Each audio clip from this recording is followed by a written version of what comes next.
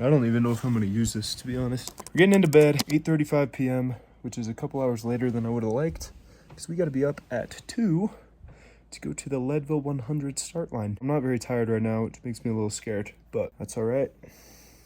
We'll see how it goes.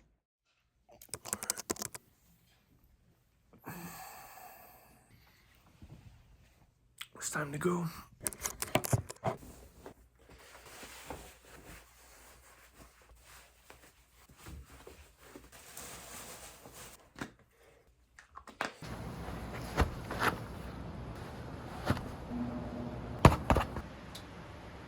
It's Saturday, August 16th at 2:20 something a.m. and we're about to leave for the start line for the Leadville 100. My dad is running it this year. I get to pace him. I guess all of our barefoot running paid off. I'm excited, I'm a little bit nervous, but I went to bed at like 8. I actually tried to go to bed at 6, ended up going to bed around 8:30, went to sleep around 8:45 or 9. I'm super excited. I feel pretty rested. I don't do well on little sleep, so we're gonna see how this goes. To lay out the map for you guys, I'm going to just name all of the aid stations. The race starts in Leadville. From there, runners go to May Queen. From May Queen to Outward Bound to Half Pipe to Twin Lakes to Hope Pass to Winfield back to Hope Pass back to Twin Lakes back to Half Pipe to Outward Bound to May Queen back to Leadville. The terrain is pretty intense. Statistically, over half the people who start the race will not finish. That's intense. We get in the car at like, I don't know, 2:45, and we're driving this highway. It's about a 25-minute drive from the condo we were staying at to downtown Leadville. Pretty quickly, we catch some taillights. And the closer we get, the longer the line gets. It's bizarre. We get into Leadville and the town is pretty alive. Park the car, start walking down to the starting line. The starting line is crazy. I've been to a bunch of marathons and stuff leading up to this, and marathons are always like fluffy clouds, windmills, woo, look at this. It's like blow up things to go over the start and finish line, and there are crowds of people, and there's people grilling hamburgers and hot dogs and stuff. Like, this race was not like that. The start line, it was so intense. The gun goes off at 4 a.m. That start line was scary, dude. It was super intimidating. I don't know how to explain it, but I was scared of that start line. I can't imagine running it. Everyone was cheering and clapping. I'm like, dude, if I was on that side of it, there's no way I'd be cheering and clapping.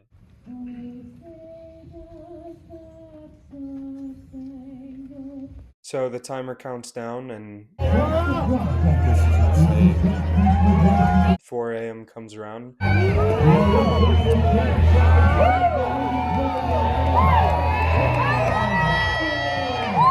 The gun goes off. There's just a crowd of headlamps running into the night.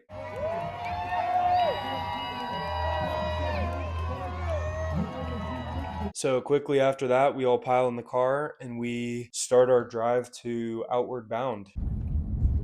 About the race? I just feel kind of like nauseous. Crews are not allowed to go to May Queen when the runners are leaving Leadville, but they're allowed to go to May Queen when the runners are coming back to Leadville. And immediately there's tons of taillights. We're filming something. I was shocked at how many taillights.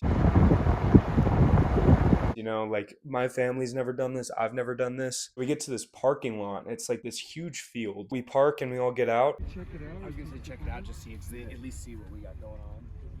The sun's not up yet. It's 4 something a.m., almost 5. We have a few hours to kill until Dad's scheduled to run through. So we go and we sleep. We slept in the car.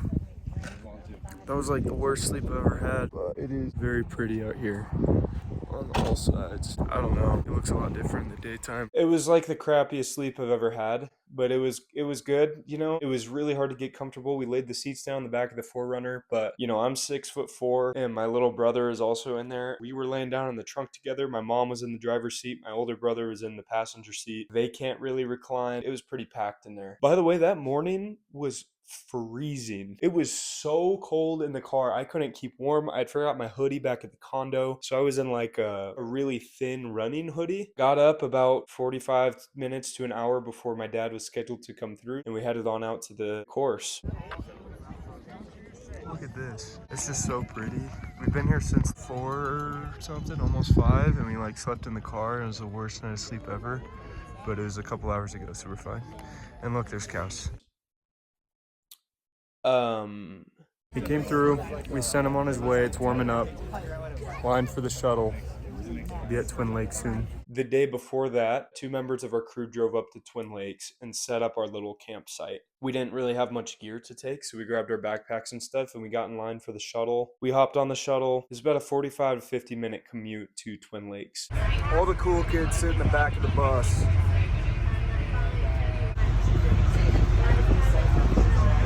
You want to be on my YouTube channel? I'm just kidding. Twin Lakes. We got a hike. We got out there and we had a little bit of a hike. It wasn't too far. It was like 3/10 of a mile or something like that. Now begins our hike to Twin Lakes.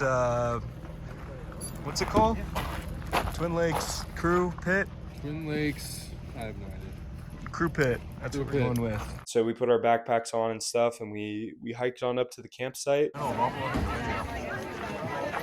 And we waited there for a while. Dad came through shortly after. We weren't waiting too long, probably an hour. We changed his socks, shoes, shirt, hat, gave him new water bottles, slapped a bladder on his back with his new vest, and sent him on his way to climb a mountain. The reason that we had a campsite set up there, it wasn't a campsite. Like, we didn't have like overnight things, but we had a big tent and like a cooler, and we brought our food there and stuff because crews are not allowed at Winfield. And so we just had to hang out while he did that, and that can take anywhere from 6 to 8 hours. A lot of our crew slept during the day. Our runner just made it out of Winfield and is on his way back over Hope Pass, which is pretty lit. We are still at the crew thing for Twin Lakes, so we've just been chilling out here. We have some food and stuff. It's been kind of nice. Yeah, I'm next leg. So as soon as he comes back through here again, I get on my pace with him.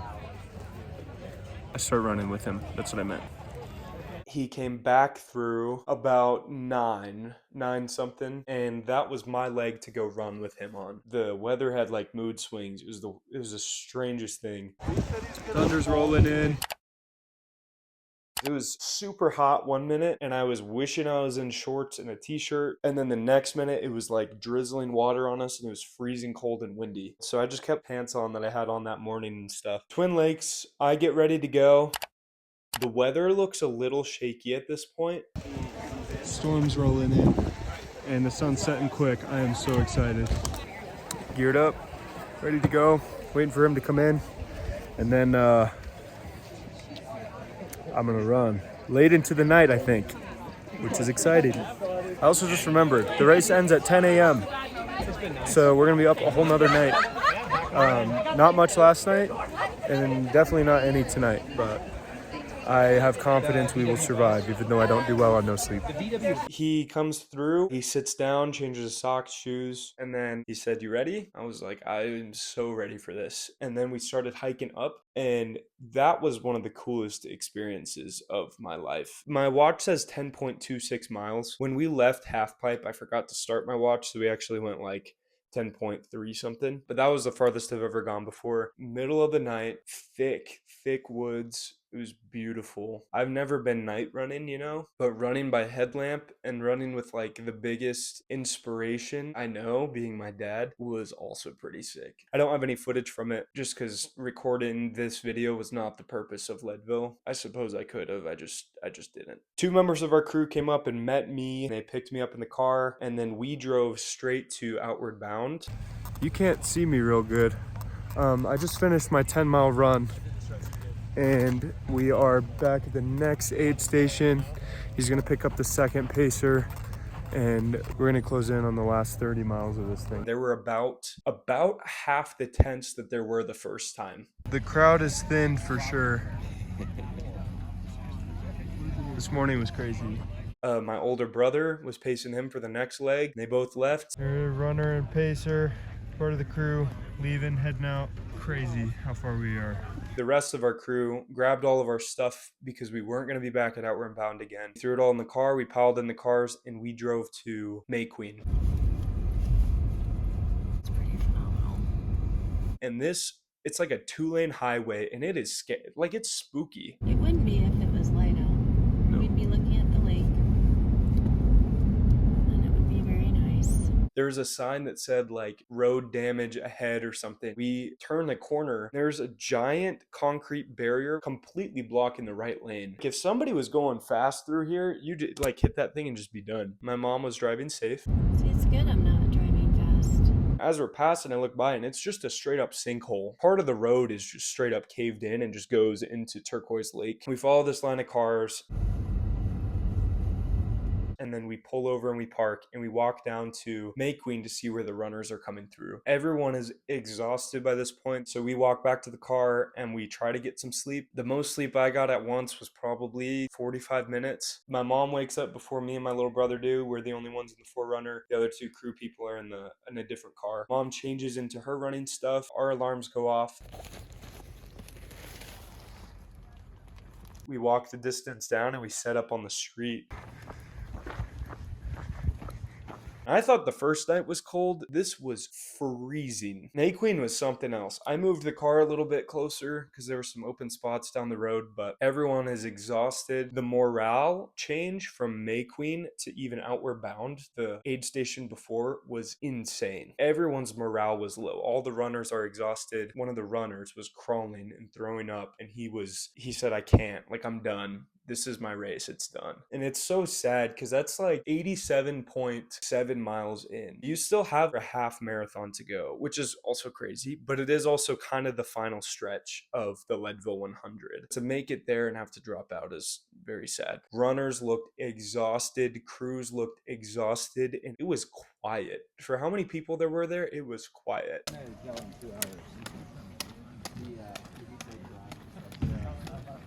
Like I said, it was freezing. We had members of our crew literally curl up in blankets laying on the street trying to sleep while we waited for my dad and my brother to come through. Hey, you have to go the other way? You can't go straight through. And then my mom takes him and they take off. Just came through the last aid station at the crack of dawn, so on the way to the finish line right now.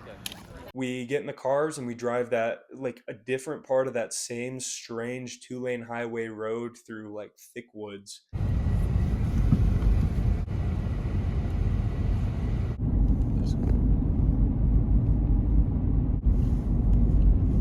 We make it back to Leadville, drive up the street, find a parking spot, and everyone just goes straight to sleep. The alarm goes off, I wake up, and I get out and I walk down to the finish line by myself. And this is way different than like any marathon I've ever seen. There's like one person coming through at a time. No coverage here, getting it done. You'll be able to look back and savor the moment. And they're like walking up to the finish line. Some of them were running, some were jogging, but most were just walking. I've never seen that at the end of a race either. It's gritty. It's a gritty race. That's like the best word to describe it. When it gets close to time, we all walk down to the finish line. We get into the finish line where we can see out. After 9 a.m., the race ends at 10. If you don't get done before 10, you don't get the medal, you don't get the belt buckle. You get nothing. I see my dad and my mom coming up the hill and they're holding hands. They cross the finish line. The drive back to the condo is quiet, to say the least. We are back from Leadville. Officially made it back to the condo.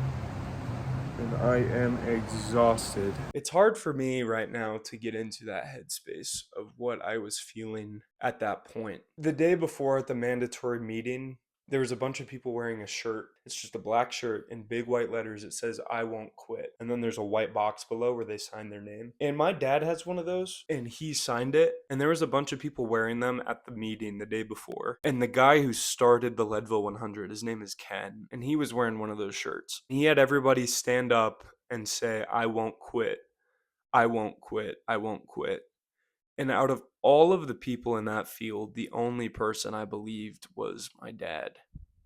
And I knew he wouldn't, because quitting isn't an option. He's told us his family. When he's running a race like that, he's decided ahead of time that he's going to finish. And I knew that he was either going to have broken legs or he was going to cross the finish line, but there was no in between. So seeing him coming up that hill and crossing the finish line was not at all a surprise to me. I had no doubt in my mind that he was going to finish in under 30 hours. I immediately teared up when I saw him come up the hill and when I saw that medal get placed on his neck. Dad, I'm sure you'll watch this at some point. I'm so proud of you. And you killed that race. And running with you I was honored to run that with you. I knew the second you said that you were running it this year, that you were actually running it this year and that you were going to cross the finish line. And I knew that there was nothing that was going to stop you. The whole world could be against you and you'd still run it. There was a lot of things stacked up against you even this time, and none of it mattered. Hope Pass tried to stop you from finishing and it couldn't. I read a quote the other day that said, "It's hard to beat a person that doesn't give up." It's hard to beat a person that doesn't give up. And it makes me think of the man in the arena and suffering is grace. And there's no growth and comfort and all these things that are just like, you just proved everything. I would say only elite athletes are willing to run the Leadville 100. And 55% of them don't make it. You made it. And you worked your butt off for it. And I see that every day. When I walk out into the living room and I see your phone on the table and I know that you're out for a run, I never know how far you're going, but I know that you're not taking it easy. I love how hard you work, and I love that you chase your dreams. And it was an honor to see your dream come true. I would crew 100 times out of 100 for you again. And if you run this, I hope I can be part of the crew. And I would pace you 100 out of 100 times again. That was like the coolest thing I've ever done in my entire life. And there's no one I would rather run with, you know. Peter said, pacing your dad, he said this to me, he said, pacing your dad is like teaching Mike Tyson how to punch, is I think what he said. Yeah. And the only way I even kept up with you is because you were 62 miles in. But thank you for the opportunity. And I will never, ever, ever forget this experience. I'm so proud of you, Dad. Thank you for doing it. It's not every day you get to see one of the people you love most in the world achieve their dream and do it with that kind of heart. You ran 100 miles. You ran the Leadville 100 when you were 1% recovered. You said yourself that you've never seen 1%. Didn't even know that was possible. You got up on the 1% and you just ran the Leadville 100. That was like the coolest thing I've ever done. It was beautiful too. So beautiful. Thank you, Dad. I love you.